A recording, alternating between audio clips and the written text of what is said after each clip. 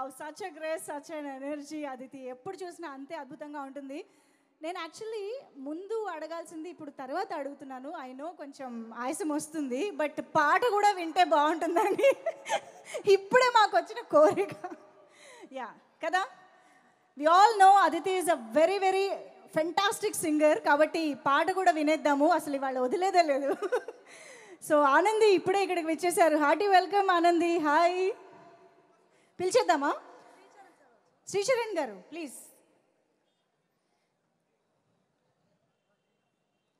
పాట కోసం శ్రీచరణ్ గారు వచ్చేసేయండి. ఆయన వెంటనే ఫోన్ లిరిక్స్ అన్నీ తీస్తున్నారు. రండి సార్.